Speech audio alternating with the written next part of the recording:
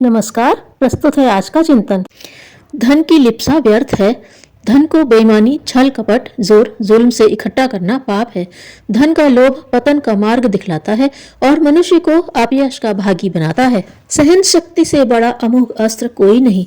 सारी आक्रामक शक्तियां सहनशीलता के आगे नतमस्तक हो जाती हैं। सहना मनुष्य की हिम्मत, ताकत, बड़प्पन, यश, कीर्ति सब कुछ प्रदान करता है, जीवन को सार्थक बनाता है। सहनशीलता शीतल जल की भांति होती है। क्रोध रूपी आग को यह पलक झपकते बुझा देती है। सहन शक्ति का परिणाम सदैव सुखद होता है। विनम्रता इसका गहना होता है। क्षमा इसका सौंदर्य।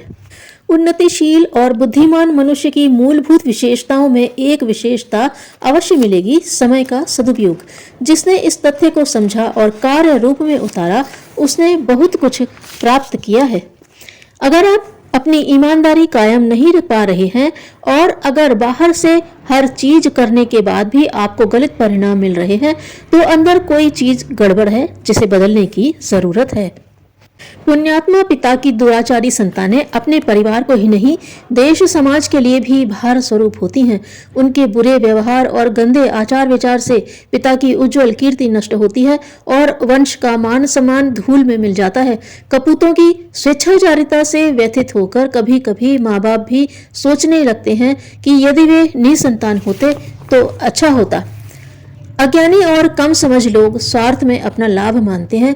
अपने स्वार्थ के लिए जो भी चाहे करने से नहीं चूकते, लेकिन वे नहीं समझते कि इससे सारा समाज छिन्न भिन्न होकर नष्ट हो जाएगा और समाज व्यवस्था के नष्ट होने पर ऐसे स्वार्थी व्यक्तियों को भी नष्ट होना पड़ता है, क्योंकि समुदाय में महान शक्ति है, वह व्यक्ति को संरक्षण प्रदान करती है। आज की शिक्षा का दोष यह है कि वह सब कुछ बताती है, पर जीवन का सत्य क्या है इसे छिपा जाती है। ऐसी शिक्षा को बदला जाना चाहिए। जैसा जिसका विचार हो वैसा ही उसका मन, और जैसा मन वैसी ही उसकी स्थिति होती है। उस स्थिति को दूसरी दिशा में लाने के लिए बहुत प्रयत्न करना पड़ता है। क्रोध से अविवेक अर्थात मूढ़ता पैदा होती है। मूढ़ता से स्मरण शक्ति भ्रमित हो जाती है। स्मृति भ्रम से बुद्धि अर्थात ज्ञान शक्ति का नाश हो जाता है और बुद्धि का नाश होने से मनुष्य अपने श्रेय मार्ग से भ्रष्ट हो जाता है।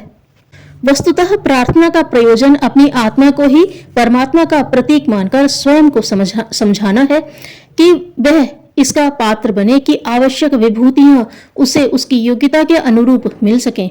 यह अपने मन की खुशामद है। मन को मनाना है, आपे को बुहारना है, आत्म जागरण है।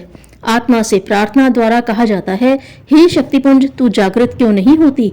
अपने गुण कर्म स्वभाव को प्रगति के पथ पर अग्रसर क्यों नहीं करती? तू संभल जाए तो सारी दुनिया संभल जाए। तू निर्मल बने तो सारे संसार की निर्मलता खींचती हुई अपने पास चली आए। अपनी सामर्थ्य का विकास करने में तत्पर और उपलब्धियों का सदुपयोग करने में संलग्न हो जाए तो दीन अभावग्रस्तों की पंक्ति में क्यों बैठना पड़े? फिर समर्थ और दानी देवताओं से अपना स्थान नीचा क्यों रहे? धन्यवाद।